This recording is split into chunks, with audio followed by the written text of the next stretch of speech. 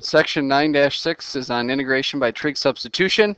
The objective is to simplify the integral of a function containing the square root of a binomial using trig substitution and then integrate.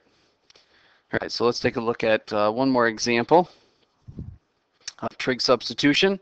This one involves actually a definite integral. It says find the area of the zone of the circle x squared plus y squared equals 25 between x equals -2 and x equals 3. All right, so let's write down the equation they gave us here. First of all, it's x squared plus y squared equals 25. In fact, I'm going to write it as 25, or that's 5 squared, remember, so that's the radius of this circle. In fact, I'm going to go ahead and sketch what this looks like here. This is the equation of a circle centered at the origin, and it has a radius of 5, so this is 5 and -5 on the x-axis and 5 and -5 on the y-axis. But they said to find the area of the region from x equals -2 to 3. So we'll say that this is -2 about right here, and we'll say that this is about 3 right here. So they're asking us to find that region in between those. All right. So to do that, we've got a couple of things that we've got to do here. First of all, I'm going to draw a vertical strip in here from the top curve to the bottom curve here of this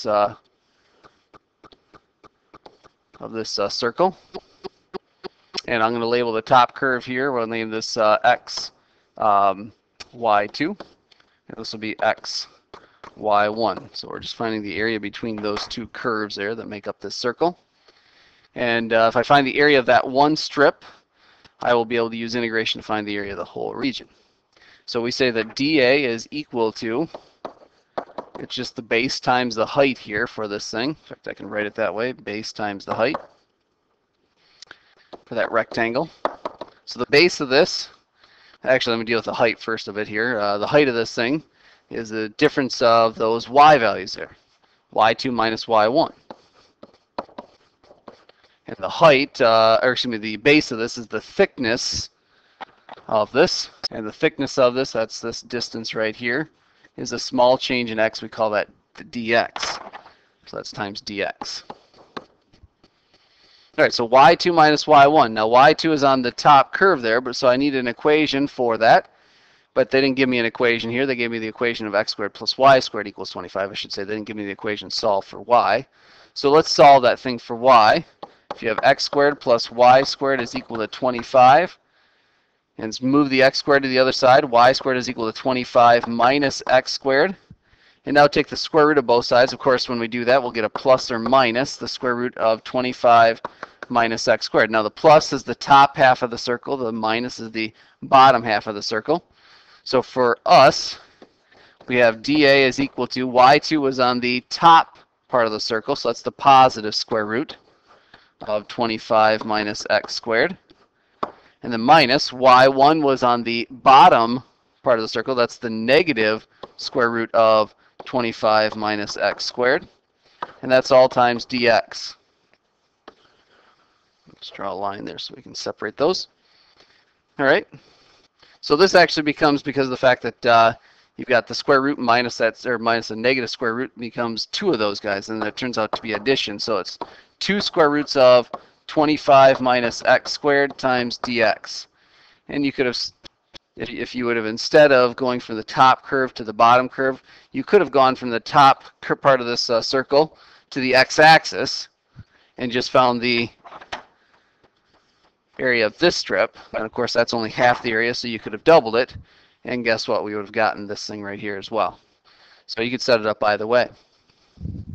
And now to solve this, we integrate both sides. The integral of dA is equal to the integral of 2 times the square root of 25 minus x squared dx. And we have to have limits of integration. We're going from x equals -2 to x equals 3. That was the limits they gave us there in the problem. They said to integrate from, or find the area from -2 to 3. Now, even though this is a circle, we don't have a nice formula that we can use to find the area of the region they're describing. This is where calculus is needed. All right, so on the right side there, you can see that we have the integral of a square root of 25 minus x squared. This looks like one of those triangle problems that we've been working with. So the way to integrate this, and we're going to use fundamental theorem to do this, is to use a trig substitution.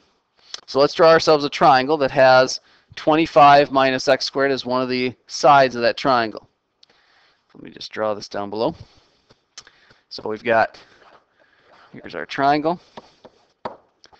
And the square root of 25 minus x squared, so that means that I'm going to put the 5 as the hypotenuse. It's the square root of 25 there. So the first part there is the hypotenuse. This guy right here, since it's subtraction, tells me this is the hypotenuse. Those two pieces of information tell me that.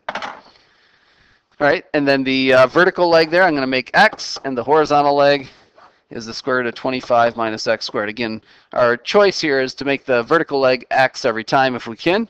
But if it turns out that x is on the hypotenuse, then we put the radical on the vertical leg.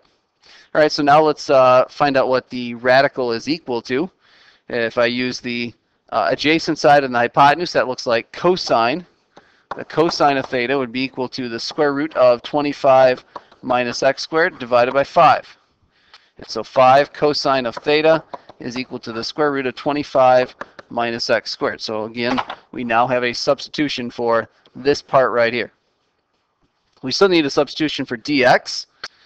So now, using the opposite side, the x and the hypotenuse, the 5, we would have that the sine of theta is equal to x over 5.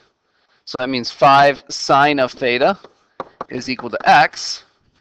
And so taking the differential of both sides, we would have 5, derivative of sine is cosine of theta d theta is equal to dx. All right, so now I have a substitution for the dx part right here. All right, so now let's do our substitution in this problem. So we have the integral of dA, which of course just turns out to be a, so I'll write that down. And that's equal to the integral of, the 2 is still there in the problem. I'll go ahead and put that in the radical there, or in the integral there. You could pull that outside of the integral if you wanted to. And then it's the square root of 25 minus x squared, which we said was 5 cosine of theta. And then for the dx we said was equal to 5 cosine of theta d theta. Okay. And now for the limits of integration, we've now changed this over to theta. Anytime we do a variable substitution, we went from x's to theta now, we have to also do a change of our limits here as well. Get it in terms of theta. So to help us do that, I'm going to take this equation right here that involves the simpler form. You can see this one here has a square root of 25 minus x squared. This one here has an x in it. So I'm going to use this second form here and solve that for theta. You don't necessarily have to rewrite it, but I'm going to go ahead and do so. That theta would equal the sine inverse of x over 5. So I'll replace x's with theta values now. So the lower bound was x equals -2 in the original. So if I substitute in for x as -2, I'll get theta as the sine inverse of a -2 over 5. And the upper bound, that was x equals 3, so that's going to be the sine inverse of 3 over 5. It'd be nice if those were nice numbers to write down or even to work with. They're not, so I'm just going to leave them in that form, but nonetheless, that's our lower and upper bound. All right, so let's rewrite this before we use fundamental theorem on this to evaluate it. I've got 2 times 5 times 5. That's going to be a total of 50. I'll pull that out front. And I've got the cosine squared of theta, because it's cosine times cosine. And that's still being integrated from sine inverse of a -2/5 to sine inverse of a +3/5. So I have the integral of cosine squared. So I have a power of a trig function. I got to go back a couple of sections to recall that I know how to integrate powers of trig functions. These were the topic of section 9.4. These are the reduction formulas. So I can use my reduction formula to be able to evaluate this. So again, you got to recall what your reduction formula is in order to use it, but we're ready to use it here. The 50 stays out front, and now I'm going to multiply that 50, of course, all the way through here. And we have cosine squared. So cosine squared, n is equal to 2 in other words, is equal to 1 divided by 2.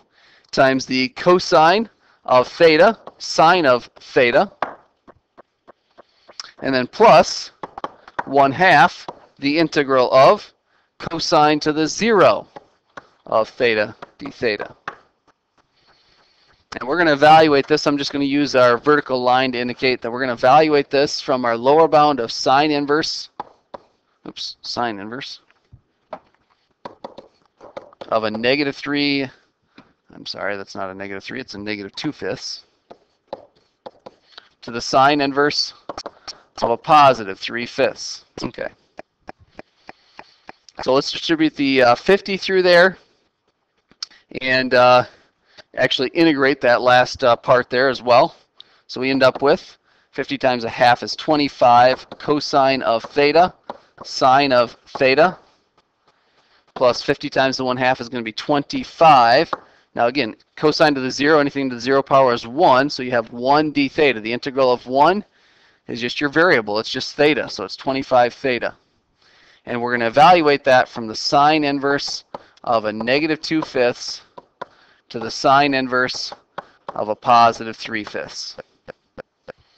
This will be our way to evaluate that. And to do this, you could, of course, just plug those in right now and write down what you get.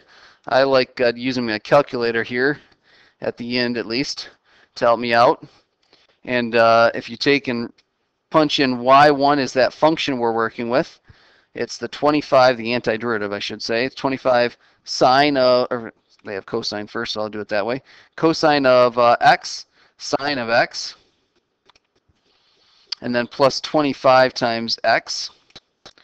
And I'm just going to tell it to take y1 and plug in the upper bound, which is the sine inverse of 3/5, and subtract y1 evaluated at the sine inverse of a -2/5. Make sure you're in the right mode here, of course, so you get the correct answer when we're done. And we get 47.541.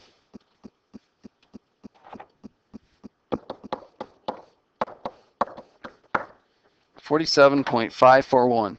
And that is our definite integral. That is the area of this circle. It's not really a quarter or a sector of a circle. We've taken a circle and chopped off, the left and right part of that circle, and we ended up with this definite integral.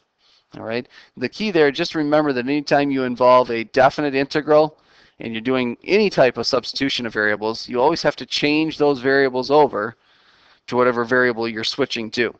So the original values were from x equals -2 to x equals 3. We have to switch those over to theta values. All right, and that's as far as we're going here with this second half of this section.